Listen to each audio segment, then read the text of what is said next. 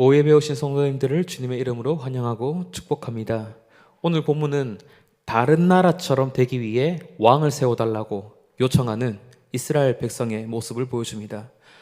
여기서 다른 나라처럼 된다고 하는 것은 세상처럼 되는 것이고 죄인의 욕망을 반영하는 그런 요구입니다.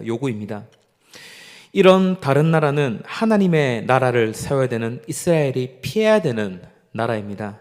하나님 나라는 인간의 욕망이 아닌 하나님의 통치를 반영하는 나라이기 때문입니다.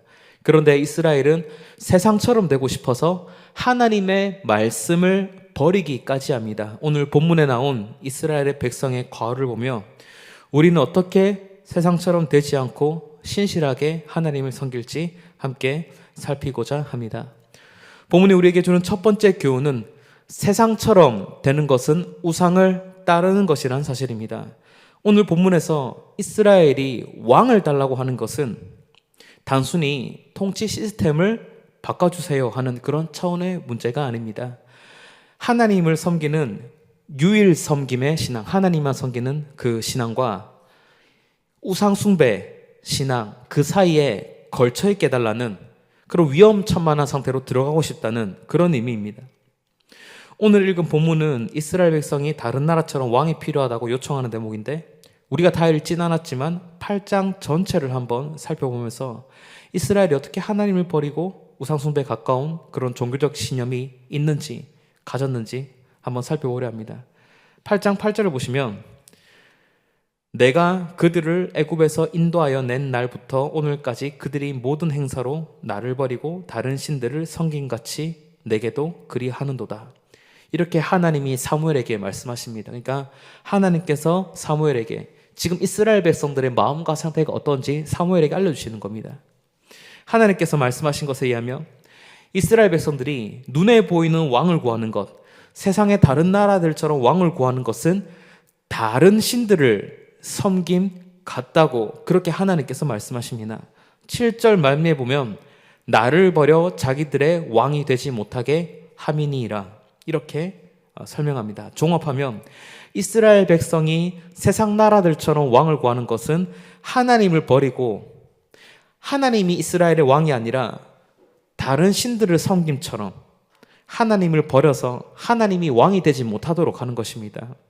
이스라엘이 왕을 구한다면 하나님의 대리 통치자로서 왕을 구해야 하는데 그게 아니라 하나님의 방식 대신에 세상 나라의 방식으로 자기를 다스려줄 수 있는 세상 나라와 같은 그런 왕, 다른 나라의 그런 왕, 자신을 세상처럼 만들어줄 그런 왕을 찾는 것입니다. 이스라엘이 원하는 다른 나라의 왕의 모습은 이 고대 근동의 왕들의 모습을 살펴보면 알 수 있습니다. 고대 근동의 왕들은 주로 다른 나라에 적극적으로 원정을 갑니다. 원정을 가고 침략 사업을 하고 이 나라가 얼마나 힘 있는 나라인지 백성들에게 보여주고 백성들의 사기를 올려주고 타국을 침략하고 침탈함으로써 자국의 풍요를 제공하는 것이 고대 근동의 위대한 왕들의 모습이었습니다. 우리나라가 믿는 신이 다른 나라 신보다 힘 있는 신이다 이런 것을 증명하고 그 신을 잘 섬기도록 하는 그런 모습이 고대 근동 왕들의 모습입니다. 당시 이스라엘이 말하는 다른 나라의 왕, 그런 왕의 모습이 어떤 모습이냐 찾기 딱 좋은 역사적인 사건이 있습니다. 카데시 전투라고 해서 굉장히 유명한 전투가 있습니다.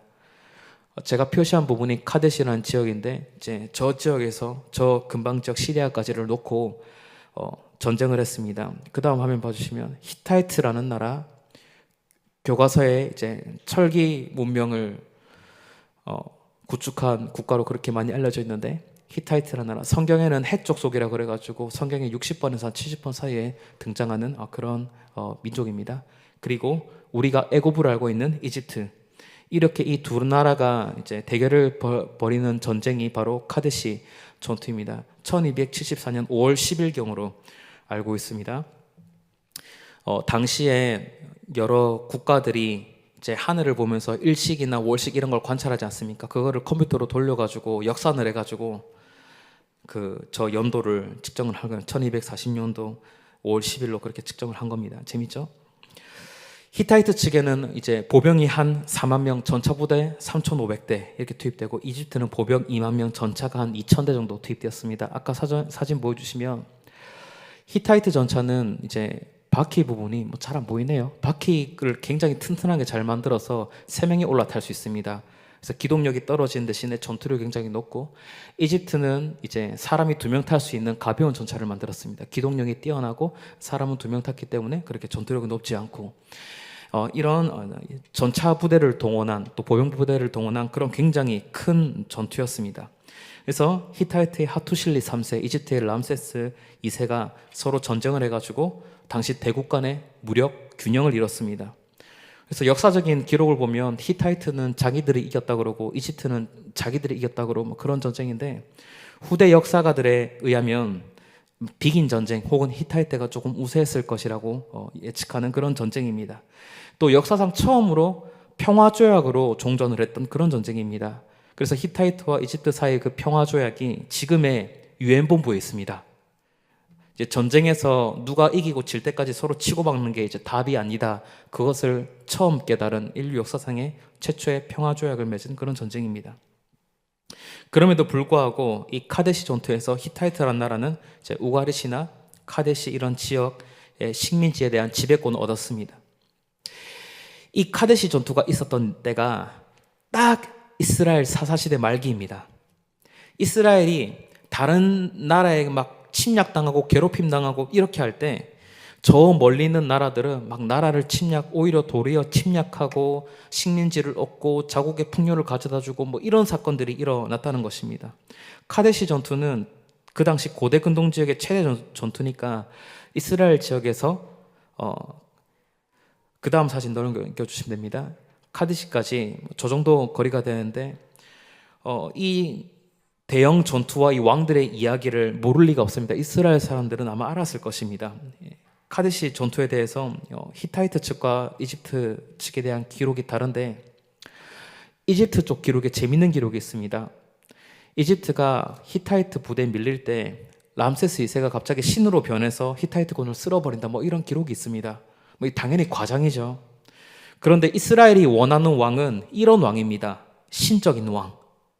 갑자기 신의 능력을 발휘하는 왕. 적극적으로 막 원정을 하고 식민지를 만들고 나라를 부강하게 하고, 그런 왕이 있는 나라, 이런 우상적인 왕이 있는 나라, 이게 이스라엘이 원하는 다른 나라의 모습이고 세상의 모습이고 이스라엘이 원하는 대세의 모습입니다.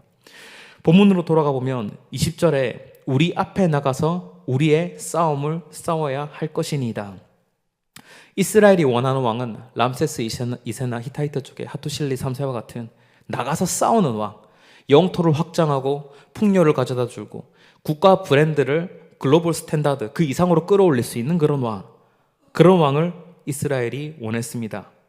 고대 근동 국가들 중에서 이스라엘은 그렇게 막 오래된 나라는 아닙니다. 후발주자에 속하는 국가인데, 그래서 다른 오래된 나라, 안정적인 나라, 왕조가 있는 나라처럼 싸움 잘하는 왕, 풍요를 가져다 주는 왕, 자신들을 성공시켜주는 왕, 그런 왕을 원했습니다.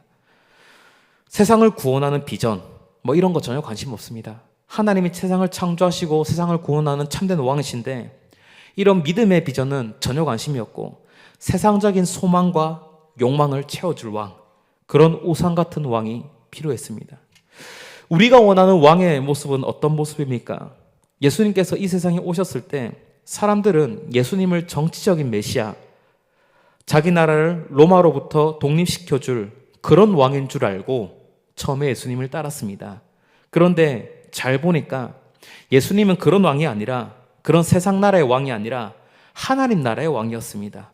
십자가로 세워지는 나라, 복음을 통해 세워지는 나라, 말씀에 순종해서 하나님의 통치를 이루는 그런 나라를 예수님이 가져오셨습니다. 그런데 이 예수님이 가져오신 나라가 너무나 별 볼 일 없어 보이니까 사람들이 예수님을 다 떠나지 않습니까? 그런데 결국은 어떻게 됩니까? 다니엘서의 예언에 나오듯이 최후에 남는 나라는 뭐 이스라엘도 로마도 아수르도 바벨론도 아니고 바로 하나님의 나라입니다. 풀은 마르고 꽃은 시들지만 하나님의 말씀은 영원하고 그 말씀으로 세운 나라도 영원합니다. 우리는 오늘 본문에 나온 나라, 다른 나라, 세상 나라, 당장에 화려하고 힘이 세고 풍요를 가져다주는 그런 나라가 아니라 우리는 영원한 하나님의 나라, 복음이 가져다주는 말씀이 통치하는 나라, 그런 나라를 우리가 추구해야 합니다. 세상 나라는 다른 모습으로 여전히 우리를 유혹합니다. 돈 많이 벌고 성공하고 다른 사람의 것을 차지하고 싸워서 경쟁해서 밟고 일어서서 핏물 위에 서서 얻는 나라. 그런 나라가 좋은 나라고 마른 것을 가져다 줄 것이라고 세상이 우리를 유혹합니다. 그런데 역사적으로 그런 나라는 다 무너졌고 결국은 복음을 따르는 하나님의 백성만 남았습니다. 언젠가 주님이 재림하시면 이 땅에 새 하늘과 새 땅, 완전한 하나님의 나라만 남을 것입니다. 다른 나라, 세상의 나라를 선택할지, 언젠가 새 하늘과 새 땅을 가져다 줄 하나님의 나라를 선택할지, 오늘 본문은 이것을 명확하게 알려주고 있습니다. 이스라엘이 다른 나라처럼 만들어줄 그 왕을 달라고 한 그 잘못을 저지르지 말라고 오늘 본문이 우리에게 교훈하고 있습니다. 본문이 우리에게 주는 두 번째 교훈은 세상처럼 되는 것은 말씀을 거절하는 것이라는 사실입니다. 19절에 보시면 백성이 사무엘의 말 듣기를 거절하여 라고 나옵니다. 사무엘의 말이란 것은 단순히 우리가 읽고 넘어갈 그런 것은 아닙니다. 지금 하는 사무엘의 말은 8장 10절에서 18절까지 나오는 이야기입니다.